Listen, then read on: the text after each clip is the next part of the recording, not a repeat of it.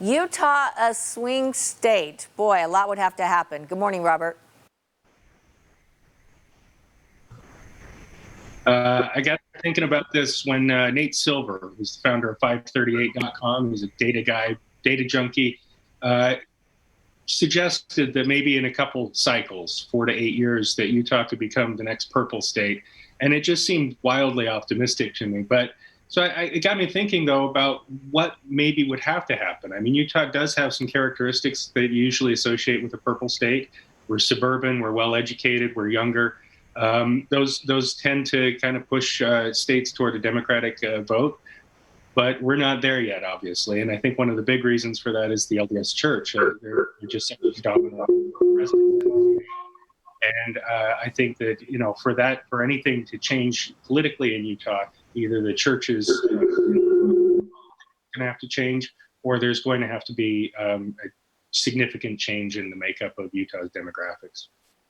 Yeah, and Robert, how might that happen? Because, it could be a long way down the road. Does it mean the same people are just going to change their views, or are we going to get an importation of ideas from someplace else? Well, we're kind of seeing it happen. We're seeing it happen gradually. As you know, over the last decade, Utah's grown faster than any other state in the country. We had almost 500,000, close to 500,000 people move to the state or born in the state. And we're in the birth trends, you're seeing the white fertility rate in the state going down. A lot more of the Latino and Hispanic population have a very high birth rate. They're very young. So that growing and diversification is going to make a difference. They're also moving into the state. And we've got people moving into the state from other states, from California, from Washington, and so forth. And that's going to diversify the state a little bit, make it a little bit more Democratic probably, and also dilute the strong Mormon presence. But again, that's not something that happens in a few years. This is something that's going to take 10 to 20 years down the road before we actually start seeing a lot of change. And I also just think that there are issues that sort of play to the Democratic strength. We're talking about growth issues in the state. That means air quality, water quality, climate change, all of these issues that I think have traditionally been, at least, Democratic issues. And that could favor the party a little bit. But again, these are long, slow, gradual changes, not something that you see happen in a few years. Also, Robert mentioned the state moving towards or looking a little more progressive, and you talk about some of the initiatives recently passed, like medical marijuana and those things. Yeah, I mean, these are issues that people have been pushing for a long time. The Republican legislature didn't act on them.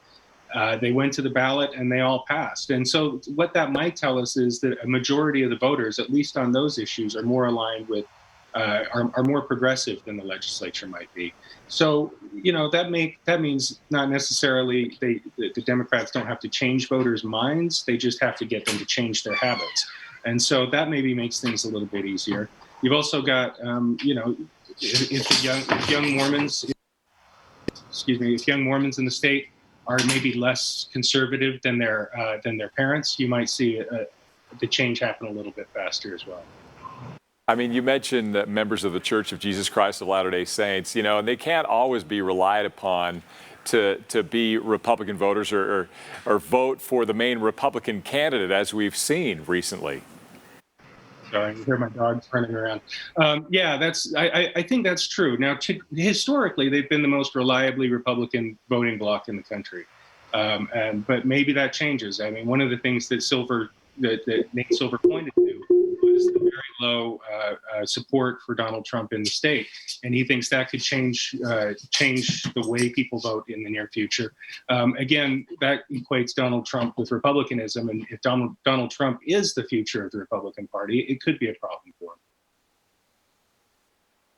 So, Robert, here's the thing. Did we just witness you having a smash and grab in your house just a second ago? What was that? Did you get broken into this morning, Robert? And just kept there stone-faced? To jump up, and he was under the table and knocked it off pretty good. So sorry about that. So you're safe. All right. All right. You can read Robert Gehrke's thoughts in today's Salt Lake Tribune.